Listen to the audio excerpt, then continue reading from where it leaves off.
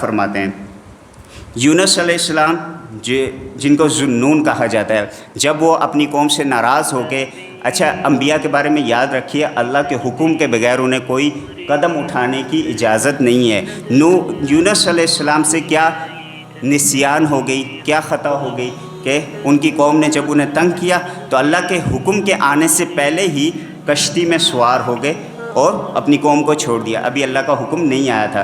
رب نے اس نسیان کی وجہ سے انہیں لگ بھگ 40 دن تک مچھلی کے پیٹ میں رکھا، اور آگے ارشاد فرمایا وَنَادَى فِي الظُّلُمَاتِ، یونس علیہ السلام نے ظلمات، اندھیروں میں، سمندر کا اندھیرا الگ، مچھلی کے پیٹ کا اندھیرا الگ، ظلمات میں یونس علیہ السلام نے کیا دعا کی، لا الہ الا انت سبحانک انی کنت من الظالمین، اے اللہ تیرے علاوہ کوئی معبود نہیں، سبحانک تو پاک ہے، انی کنت من الظالمین، بے شک میں ظالموں میں سے۔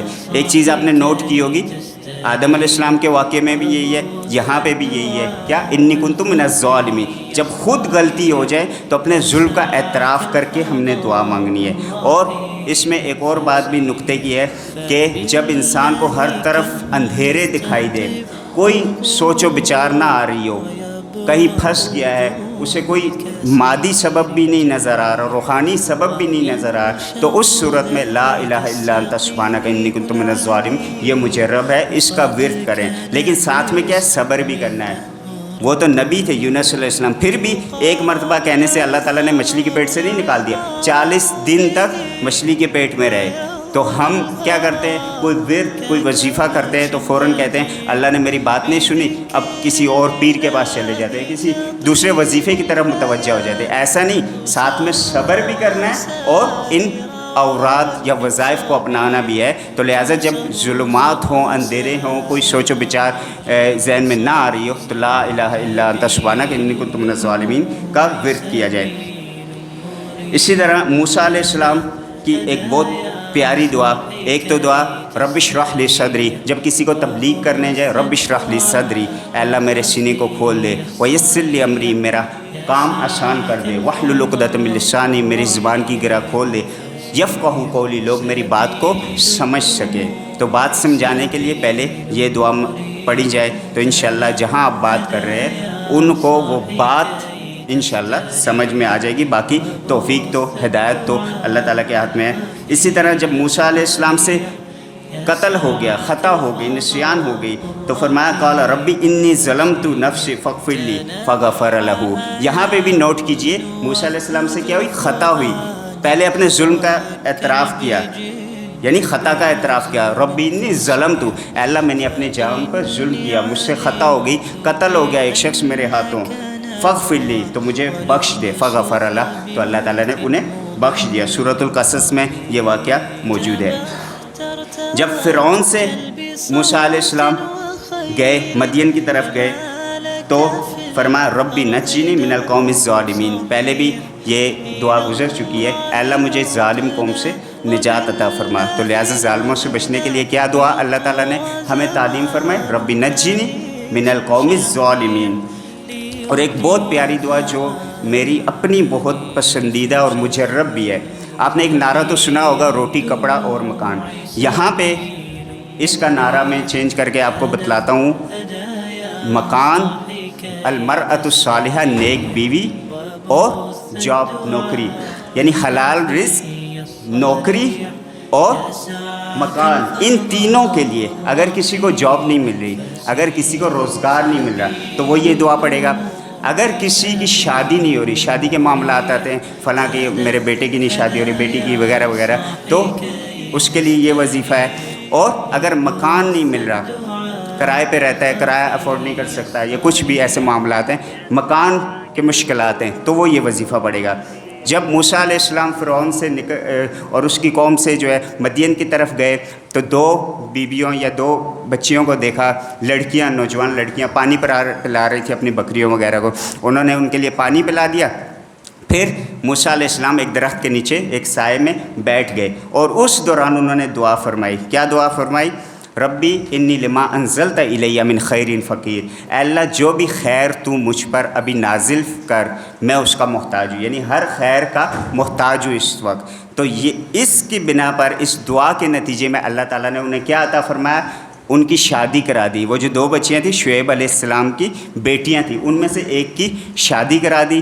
اللہ تعالیٰ نے ان کے مکان میں ٹھہرنے کی جگہ عطا فرما دی اور انہیں جاب عطا فرما دی، یعنی کہ انہیں روزگار بھی عطا فرما دیا. اور روزگار بھی سوال پیدا ہوتا ہے، ہو سکتا ہے یہ وظیفہ ہم کریں تو 1 مہینے کی میری جاب لگ جائے، 1 مہینے بعد مجھے فارغ کر دیا جائے. تو اس کا جواب بھی قرآن مجید میں ہے کہ 8 کم از کم کانٹریکٹ پہ آپ 8 سال یا 10 سال، موسیٰ علیہ السلام کے واقعے میں ذکر ہے 8 سال یا 10 سال حضرت شعیب علیہ السلام کے ساتھ ان کا معاہدہ ہوا کہ آپ میرے پاس 8 سال یا 10 سال کام کریں گے. تو 3 چیزیں انہیں اللہ تعالیٰ نے عطا فرمائی، گھر بھی دے دیا، ان کی شادی بھی کرا دی، اور کیا عطا کیا؟ ان کو جاب بھی عطا فرمائی، اور وہ بھی 8 سے 10 سال تک. تو یہ وظیفہ کر کے ہم 8 سے 10 سال تک یعنی بے فکر ہو سکتے ہیں. لیکن اگر ایک بار نہیں ہو تو اس کو ورد جاری رکھنا ہے ہم نے. داؤد علیہ السلام کے بارے میں آتا ہے وَلَقَدْ آتَيْنَا دَاوُودَ وَسُلَيْمَانَ عِلْمًا، داؤد اور سلیمان علیہ السلام دونوں کو ہم نے علم عطا فرمایا. اس کے بدلے میں انہوں نے کیا کہا؟ وَقَالَ الْحَمْدُ لِلَّهِ الَّذِي فَضَّلَنَا عَلَىٰ كَثِيرٍ مِّنْ عِبَادِهِ الْمُؤْمِنِينَ. سورۃ النمل میں یہ واقعہ ہے. تو دونوں نے کیا کہا کہ اس رب کا شکر ہے، اس کی حمد ہے، اس کی ثنا ہے کہ جس نے بہت سے مومنین پر ہمیں فضیلت دی. مشکات کی ایک حدیث ہے کہ آپ صلی اللہ علیہ وسلم نے ارشاد فرمایا، جب تم کسی مصیبت زدہ کو دیکھو، کس کو دیکھو؟ مصیبت زدہ کو، کسی کو کسی بیماری میں دیکھو، اپائج ہے، لنگڑا ہے، یا لا قدر اللہ کسی موذی مرض میں مبتلا ہے، تو اسے دیکھ کے کیا دعا پڑھو؟ الحمدللہ الذی فضلنی علی کثیر ممن خلق تفضیلا. اس رب کا شکر ہے جس نے اس موذی مرض، اس بیماری یا اس مشکلات سے مجھے بحفاظت رکھا اور اس سے مجھے سیف رکھا. وفضلنی علی کثیر ممن خلق تفضیلا، اور اپنی بہت سے مخلوق سے مجھے بہتر بنایا. تو آپ صلی اللہ علیہ وسلم نے ارشاد فرمایا جس نے کسی مصیبت زدہ کو دیکھ کے یہ دعا پڑھی وہ کبھی بھی اس مصیبت میں گرفتار نہیں ہوگا. لہٰذا اگر کسی موذی مرض کو دیکھ کے آپ نے یہ دعا پڑھی، کسی کینسر والے کو دیکھ کے یہ پڑھی، کبھی انشاءاللہ آپ کو کینسر نہیں ہوگا. شرط وہی ہے، یقین لازمی ہے اس کے لیے. زکریا علیہ السلام کی ایک خوبصورت دعا ہے کہ زکریا علیہ السلام نے جب مریم علیہ السلام کے محراب میں داخل ہوئے، ان کے پاس بے موسم فروٹ دیکھے، پھل دیکھے، تو وہ بوڑھے ہو چکے تھے، ان کی بیوی عاقر تھی. کیا تھی؟ بانجھ تھی.